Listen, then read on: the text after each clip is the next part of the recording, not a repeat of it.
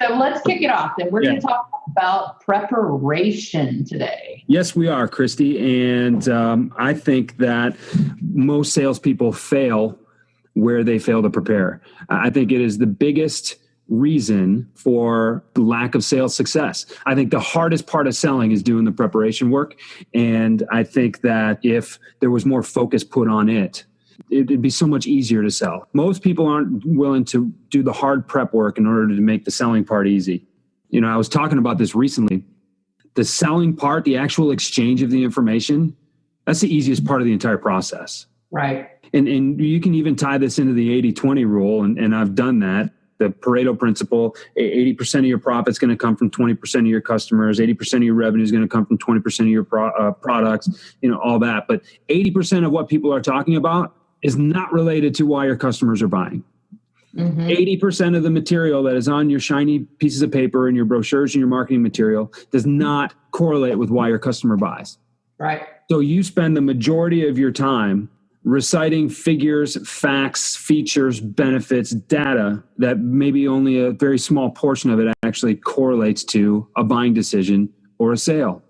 And I'll take that a step further, and I'll say that at least 80% of the sale is taken care of before the sales call. What do you think?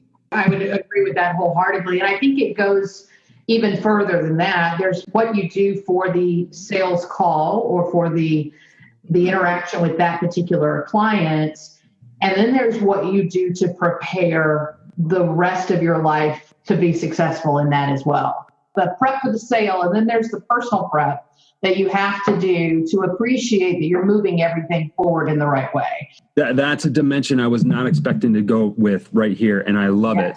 I mean, I think you have to, you can't do one without the other. I pulled up a quote. So I just purchased this journal called the Self Journal, and it's by a company called Best Self Company Creative, right? What I liked about this journal, a couple of things, and I'm old school, right? So I still like to write things down. Now, I don't write everything down. I'm also a big OneNote proponent. So a lot of my meeting notes will go into OneNote, but I always have those in a digital form. But I love the idea of writing down things on a monthly, weekly, and daily basis. Okay. What I loved about this journal is that it took the traditional Franklin Covey approach and it turned it on its ear a little bit. It wasn't so much about writing every single thing down as much as it was about framing your day with positive psychology. Yeah. It's also undated. So if you want to plan out 5 days a week, take the weekend off, you can do that. You want to plan out all 7 days, you can do that as well.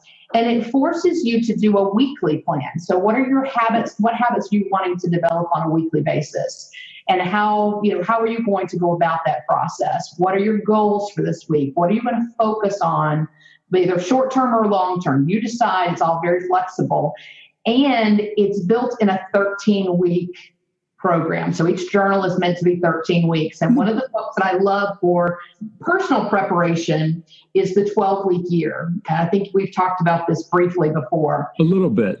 Yeah, I read this book a year or so ago, and it really resonated with me. And the idea is that if you look at a 12-month cycle in a sales environment, you will almost inevitably see a massive uptick at the end of each quarter and at the end of the year, right? So as people are just cramming, trying to get everything in before the end of that month or the end of that time period.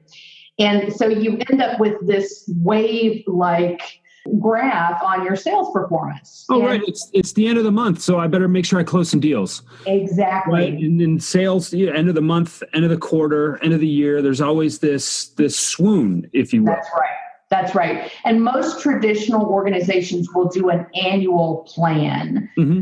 And the idea, the guys behind the 12-week year said, don't do an annual plan. Do a 12-week plan, because most of us can't think 12 months in advance. Look, if I had any idea that my business would be where it is today, even 9 months ago, I would have been clairvoyant, right? I mean, there's just no way I would have had any idea how this was going to morph over time. And if plans are good, but if you make them too far in advance, it's like that productive procrastination thing, right? Oh, yeah. You clean your dorm room instead of studying for your test, even though if you studied for your test every day instead of cramming that last night, you would have performed a lot better.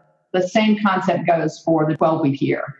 Right. It's not even just procrastination, right? Because I think we're all guilty of that at some point. But if you've got a presentation, let's just say you book a speaking engagement for 3 months from now, and they want you to talk about preparation, right? Yeah. If you are so prepared that 3 months from now is your talk, that you write your talk tomorrow, it's done. You're ahead of the curve. You're a success story. But you don't really look at it again until, maybe a week before or 5 days before or whatever. And then what happens is in those 3 months, since you have thought about it, gotten that stuff down, it's top of mind, your whole flow changes. You learn things in those 3 months. You end up tearing that thing apart and writing it again. But it's a lot easier simply because you already thought it through and had an outline. It is, but there's limited value to doing something so far in advance that you have to break it down and, build it back up again. Right. And I'm not a proponent. I mean, I had a presentation just recently that kind of got away from me a little bit. And then I had to spend a little more time the night before, really the 2 days before, kind of writing it. And fortunately, it ran concurrently with some other projects that I was working on. So it was something that was very top of mind and was very easy I kind of had a flow that I was in already. Yeah. And then what was interesting, even though those 2 days that I spent writing that talk, the next day when I gave it, there was stuff that came that felt like it was coming out of nowhere. And I remember being aware of it at that time, and that I was just in a really good flow and I was just going. And I was seeing a lot of nodding heads in the audience, and there were people who were right with me, and there was, for whatever reason, it just still felt right. And even though I had written and carefully scripted a talk, my working knowledge of it and my experience with it added more color than I'd even expected to. And sometimes I think that's how you really have some sort of mastery of some of the topic. But I still think, while I'm not in favor of procrastinating, I think, to your point of the 12-week year, a goal-setting strategy on too long of a scale or too wide of a scope can really not be that beneficial. Well, and I think as salespeople, we're wired a little differently too. We need a little pressure in the system to perform effectively, right? And anyone who's worked a role where it was just a little too easy for them probably can appreciate that, because you just kind of get a little fluid, and you don't prepare for each call as much. There's just not enough pressure in the system to have you perform at your best. And I'm a huge proponent. You and I talked about my obsession with busyness for many years and trying to kind of work through that. I don't believe that you should be overworked and unbalanced, but I do think that you have to have some pressure in the system to perform effectively. And I think salespeople are unique in that way. It's a little bit harder sometimes to be more consistent. But I think that's an important exercise to continue to work on or work with over your lifespan. For me, preparation has always been a challenge, and it's something that I recognize I will probably struggle with for the rest of my life. It actually makes me better in many terms because I do have that personal struggle.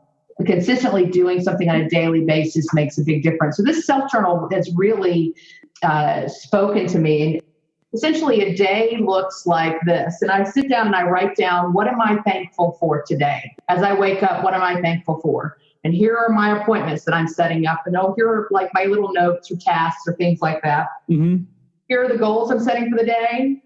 Here are the specific tasks. And what I love about this is that they don't allow you to go too far. Pick 2 or 3, not like I used to do, which is I would take the large legal pad and I'd have 500 things. Oh, yeah. These are all the things that I need to accomplish. But every day I would forward all those 500 things to the next day because I only probably accomplished 2 or 3 of them. And by the way, 450 of them weren't important anyway. Right. Right. So when you only have room for 5, and I'm bad about that too, is I'll just get a little pad out and I'm preparing. I'm making a list. This is good. And then you make a list and it's 25 things. And then by the end of the day, you get down and have you prioritized that list? You got 20 of those things done. Maybe you added 4 or 5 other things to the end of the list just so you could cross them off. But then those 5 things that you left were the most important things that you should have done. And so productivity for productivity's sake can be counterproductive, which is kind of funny. Exactly right. So, your preparation then is on a weekly basis, or on almost a quarterly basis, right? So a 12-week quarter gives you that week to take a vacation, right? Yeah.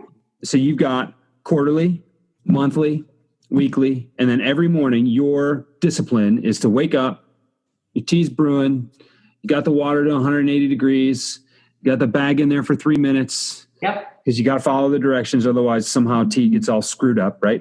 Curing it all or it does it for you. And you get to just kind of spend that moment with yourself. And that's something that I've talked about. I've written about it. I've got videos on it every day. Most people will wake up and the first thing they do is check their social media, check their email, and find a way to be reactive somehow. Right. Yeah, stay off of email as often as possible. There was a great book that was written years ago, and I cannot remember the individual that wrote it, but it was Never Check Email in the Morning. Yeah. And it was very interesting because it talks about how your brain gets wired, and whatever it is you do first in the morning is the thing that kind of sets the tone for your day. And if only all of our emails were positive, right? Right. Nothing that we either dropped the ball on or we needed to deal with. So you want to wreck all that preparation that you did yesterday? Check your email first thing in the morning. That's right. Check your Facebook feed first thing in the morning. I mean, it's one of the worst things you can do. Certainly. Yeah, I agree. So, I want to move on because I want to make sure that we spend some time specifically on prepping for the sales call, because I think that's super important, and especially for a lot of our audience. And I think for me, if I could nail down personal prep and what's important to me, and that positive psychology element of saying, this is what I'm thankful for this morning, and at the end of the day, these are the lessons I've learned, and this is what I'm thankful for this evening, has had a really interesting effect on my psyche just in the short period of time that I've been doing it. But I think it's consistency. It doesn't do you any good if you're not prepping consistently on a daily basis or a weekly basis. Life gets busy, things get in the way, the kids have something going on, right. But you need those moments to yourself, and it really doesn't take that long. It maybe takes me 10 minutes by the time I've got my whole day planned out, and I just feel at peace. It really makes a big difference. And it helps me focus my day, right? So consistent focus. And then finally, you have to learn to let some things go, right? And when I do attitude classes, I talk about when something bad happens to you and not having it affect your whole day, you got to own it, you got to deal with it, and then you got to move on. Just move on. And same thing goes with too many emails in your inbox, or that bad conversation you had with a friend the night before. All of those things, you need to deal with it and move on. If you have an ownership stake in whatever took place, then own it, but just let it go. And I think that's so critical to personal prep and making sure that your mind is super sharp when you get down to those individual sales calls. And personal preparation being the foundation for everything else. So I think it's important to address. I was talking about this with my wife yesterday. If you're judging your productivity by the amount of free time you had during that day, it's the wrong metric. Right. I mean, you should be working to earn the free time, not feel bad about it. Right. And we all have so much to do. That's why preparing ahead of time, part of your daily routine, part of your weekly routine could be, what am I going to prepare for today? Yeah. And making that a part so that it is ingrained, it is a discipline, because very few people are motivated to prepare. And you make that a part of your discipline, and it becomes part of that routine, and it's very, very worthwhile. And set yourself up to be successful. Yeah. Look, when you have done everything that you need to do, and it's only 4:00, great. Set it aside. Check everything off in that journal. Maybe take a look at some of the stuff you need to do tomorrow. Maybe don't. And then shut it. One of my favorite things to do is to shut the phone off and throw it in the other room, shut the computer off, throw it in the other room at like 7:00 when I can do that, right? And then just be done. And I'll tell you what, I sleep better. I feel better. I wake up better the next day. And you can't tell me that those 3 things aren't going to set me up for more success. That's exactly right. That is the point that we miss. And when we tie that back to preparation, are you prepared to have free time? Are you prepared to get to sleep, to get in bed by 10 p.m., so that you can read for a little bit, maybe something enjoyable, right? I like to read business stuff, attitude material in the morning, and I like to read something different in the evening. It could be a magazine. It could be something about sports. It could be a biography of an athlete or whatever that is, something that's a little lighter. It's still inspiring. You think about how you fill your day, what is valuable about what you put in it.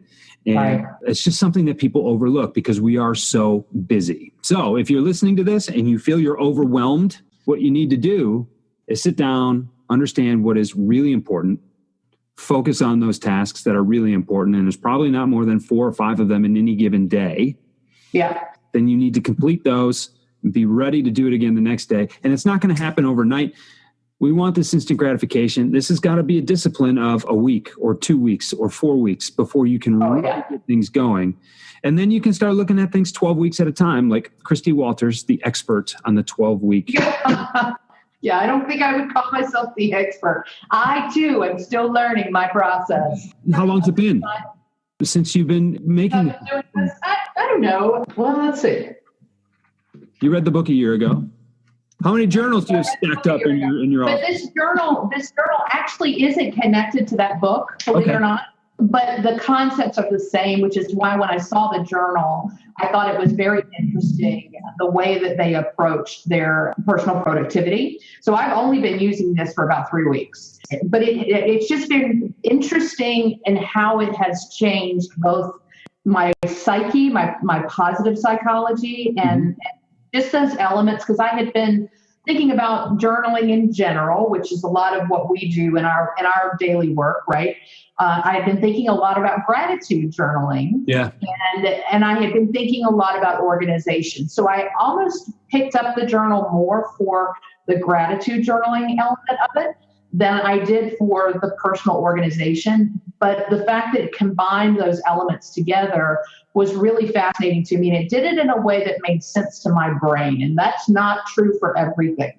So this was actually a good structure. So we'll do another one on this here in, say, maybe another month, and see if I'm still feeling positive about the journal. But I like the way that they approached it. And they have a lot of quotes throughout the book. But so one of my favorite quotes from this book was from Aristotle. He says, "What we are, what we repeatedly do. Excellence, then, is not an act, but a habit." Right. Yep. It is all about building out personal habits. And how interesting that has been true for as many centuries as it has been true. I mean, sure.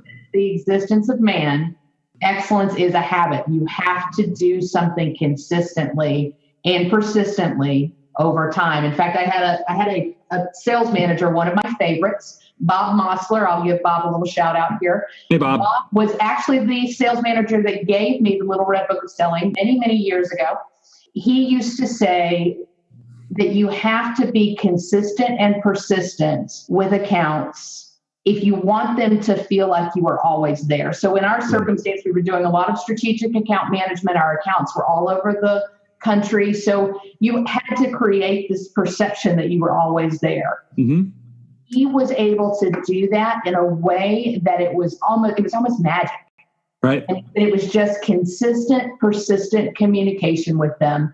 They never realized they never saw you face to face, or they only saw you face to face maybe once every 3 or 6 months, because you were constantly reaching out in a varied way. He always had a plan. He always had a structure. He was never stressed. He just let it go. I mean, it just worked for him. And so for the rest of my career, and probably for the rest of my life, will continue to try and emulate what Bob brought to the table as a sales manager.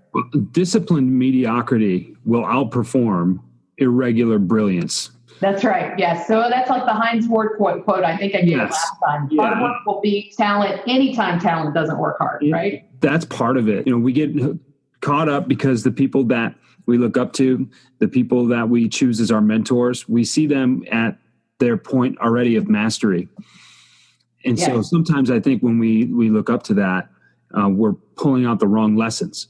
Yes. Right? We pull out the brilliance rather than the consistency. You sell into an industry for 10 or 15 years, and then all of a sudden you don't need to do your preparation as much. You don't need to spend an hour that night before going to that sales call the next day, when that is a customer that you've been calling on for 12 years. You know everything about them, about their kids, about their grandkids, about, their golf handicap, whatever it is.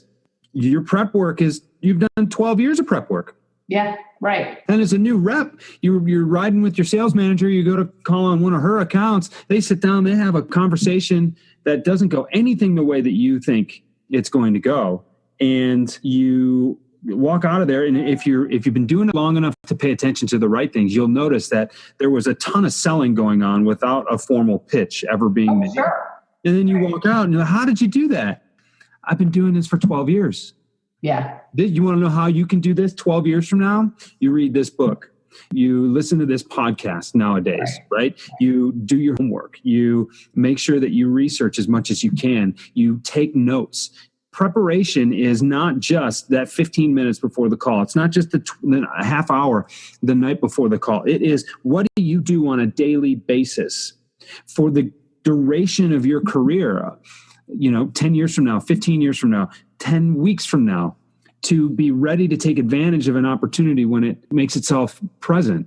Right. And that gets down to personal development and what you subject yourself to. Right? Are you thinking about those things that are going to make you better? That comes down to account preparedness and sales calls preparedness. Who am I meeting with tomorrow? What do I want to accomplish tomorrow? What do I need to walk away with tomorrow? What is the plan for the next meeting? Because the best time to schedule another meeting is when you're at the meeting you're going to. They say if you can put salt on a bird's tail, you can catch it. It doesn't have anything to do with sodium chloride and aerodynamics. Never heard that quote. You've never heard of that? Okay. Well, I have not. there you go. Where did that come from? Do you know? I don't know. I read it in a nursery rhyme or something. I have no idea where it came from, but it doesn't have anything to do with sodium and aerodynamics. It's got everything to do with, it's right there. Right. Just grab it. Being ready and being prepared for those kind of opportunities. And, that's what I think people miss. Yeah. And people confuse selling. Even professional salespeople get so caught up in the message. The message is the easy part. That is the part that how you deliver it is more important than what you're delivering. Right. And I think because so many people are caught up in this is the message I need to deliver.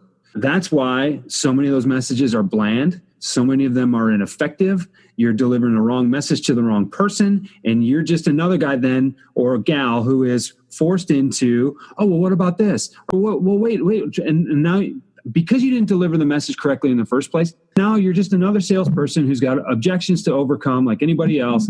You're not thinking about the right things, so you're caught following up forever, and you're frustrated. And in a business development role or even a sales executive role, you're not hitting your numbers or meeting your expectations because you're just plain not doing the right things. Right. Because of this myopic focus on the message.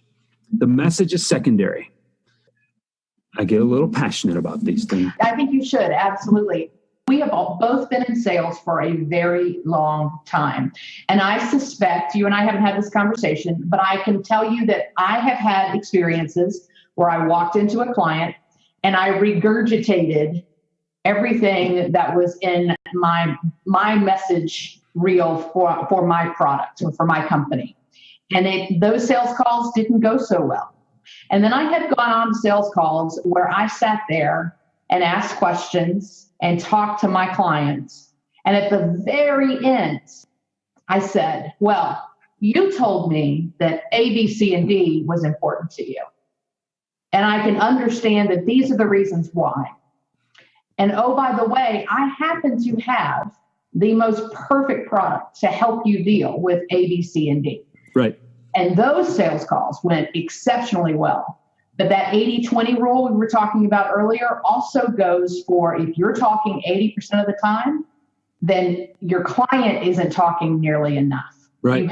They need to talk more in your sales call than you do. Now, there are times where that's a little bit different. There are times where you have to pitch in the traditional sense. Sure. So almost without fail, the day-to-day sales call should be more about the client than it is about you. And if you've done your prep work and you're not nervous and you know what your questions are, then you will allow that to happen. I have watched someone give the best short elevator pitch. They are incapable of shutting up. Right. And they kill it right there, because after about 5 minutes of just this regurgitation talking, the customers their eyes are glazed over, they're done. Right? You had them in the beginning, but you just couldn't stop talking. Right. And it always shocks them when I tell them that. I'm like, you got to stop talking. Well, my gosh, what am I supposed to do if I'm not talking? Like, I'm not saying you're not supposed to converse. But conversing and talking are two completely different things. Just don't throw up all over the customer. One of the best things I ever heard about this very subject from another salesperson friend of mine. And he says, Jeff, when you're talking, you're not learning anything. Ah, true. Yep. And 2 ears, one mouth, right? Yeah, simple math. It's profound, but what do you need? What are you going to teach yourself? Yeah. Right. And you go to sales calls to learn, and you need to ask questions so you can kind of tailor what it is that you learn. And you need to have those questions prepared ahead of time so that you can know where you want to take this. That is something that gets lost in the way we think about sales, the way we think about selling, because of the way we've been subjected to sales and selling really for most of our lives. If there's a main idea that we can take away from this, or a couple of main ideas that we can take away from this episode today, is that your personal preparation is going to underlie the foundation of the entire process and the entire viability of your success. You've got to personally have your game plan locked in, and you've got to have your routines and your disciplines taken care of. But also, as it relates to sales calls, and we haven't even gotten into some of the more defined points or some of the more individual disciplines within preparing for sales calls, and we'll do that later. But the idea that your preparation is 80% of your success. Yeah. And if you can get that idea through your head, all of a sudden you're going to find the selling part gets much easier, and you're much more successful, and you're having a lot more fun. And I've said it before, I'll say it again. If we're not having fun doing what we do, then we're doing it wrong. Very true. So what are we going to talk about next time, Christy? Don't we have one coming up on attitude? We do, but I tell you what, I think I'd actually like to take this a little further. And I think we spent a lot of time talking about personal preparation and how it relates to the sales call. But I'm wondering if we should take and do an episode just on preparing for the sales call. Okay. How about that? Twist my arm. You have this in your back pocket. I know you do. Coming up next in your podcast stream for the Why and the Buy, preparation part 2, the sales call this time. That's right. There you go. Exactly. Because when you know your whys, your hows and your whats get much easier. Every single time. Thanks, Christy. We'll see you next time. Okay.